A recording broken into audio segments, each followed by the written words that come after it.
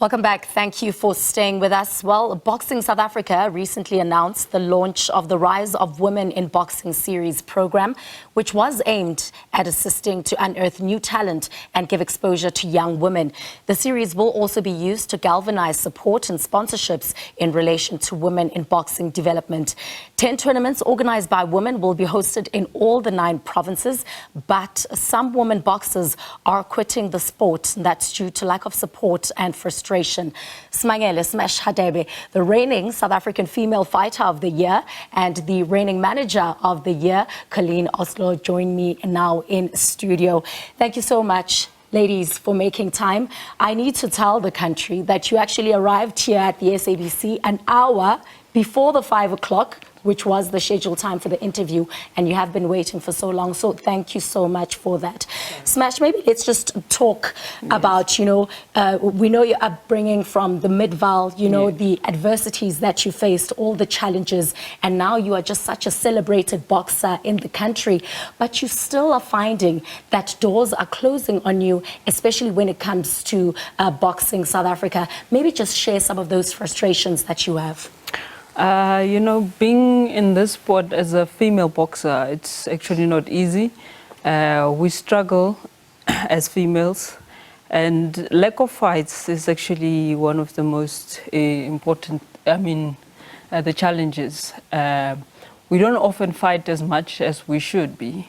And according to the years I've been in this sport professionally, it's plus minus 8 years. So I've only had my first title in 2021, which was the SA title. The ABU title I've had last year.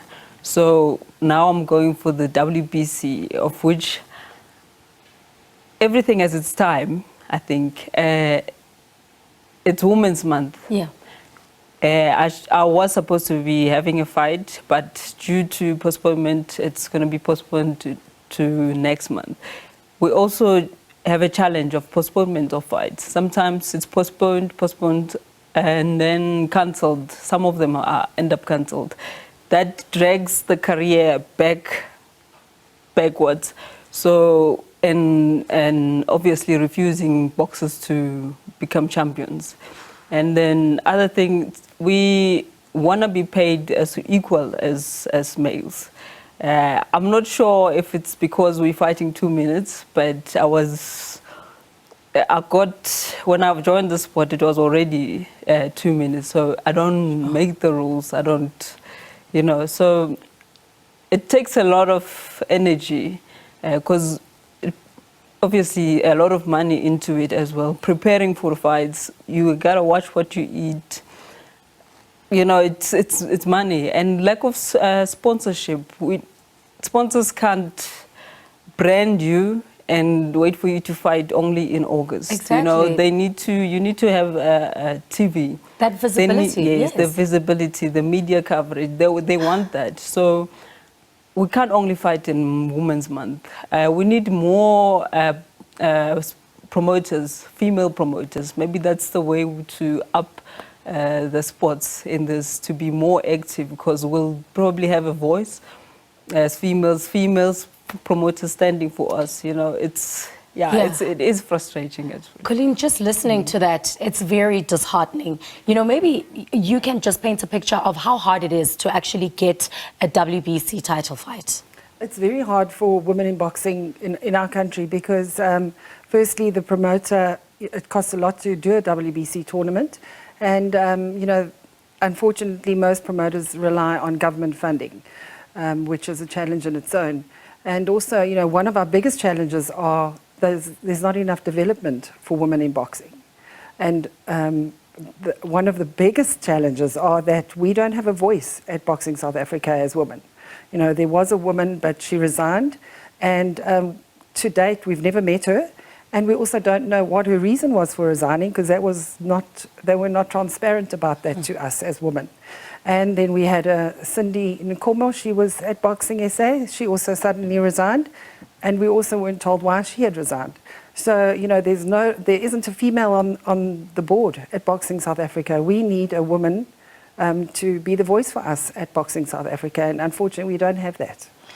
Smash. So, because of government funding and the mishandling of funds, you are now not going to be able to play to fight the Mexican Rodriguez, right? I will be able to. The fight is just postponed.